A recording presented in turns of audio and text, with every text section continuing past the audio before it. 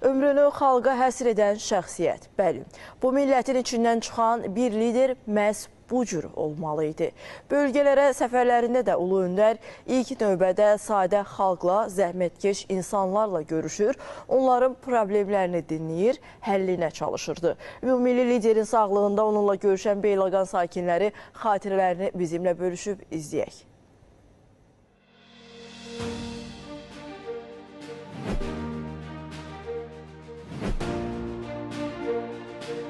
Bizim kəndimizdə bir ağsaqqal kişi vardı, Yusuf kişi. Mənə dedi ki, gəl yaxınlaşaq, mən Heydər Əliyevlə görüşəcəm. Mən də təzəcə institut qurtarmışdım. Yaxınlaşdıq, dedi ki, çox xoş gəlmişsiniz yoldaş Əliyev. Yaşlı adamım sizdən bir xahişim var. Yaşayış şəhərinin primitiv bir evdədir.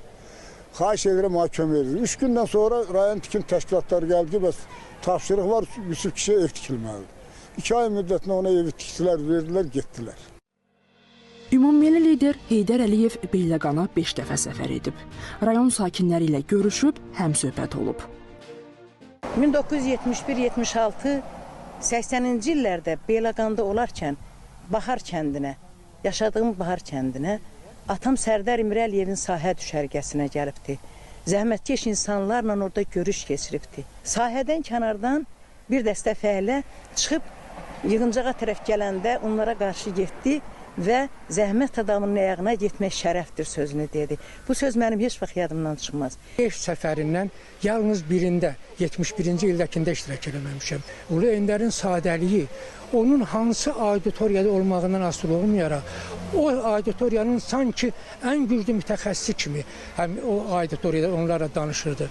Rayona gələndə də Ulu Öndər bir kabinetlərə gedib, mən onda ideoloji şöbəyə baxırdım. Mənim yadımdadır, Ulu Öndər kabinetə girdi və mənimlə əl görüşdü. Mən bununla bir gün də fəxr edirəm. Heydər Əliyev çətin dövrlərdə ön cəbhədə düşmənlə üz-üzə dayanan əskər və zabitlərin də dayağı ümid yeri olub. 1993-cü ildə vəziyyət o vaxt çox çətin idi ölkədə. Ulu Öndərin əskərlərdən görüşü oldu.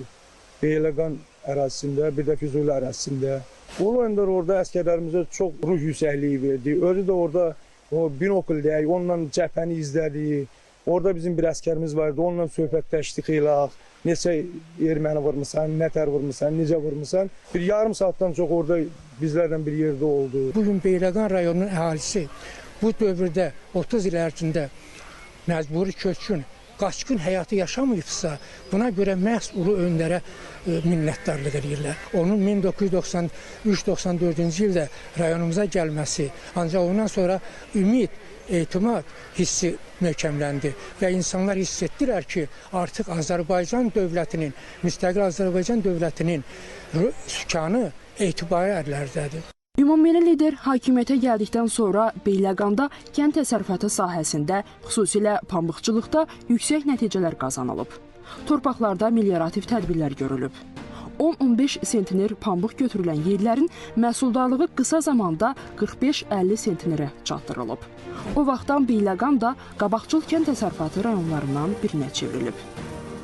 Elnur Ələkbərov, Mir Ələkbər Hüseynov, Şahman Qasımova, ATV Xəbər.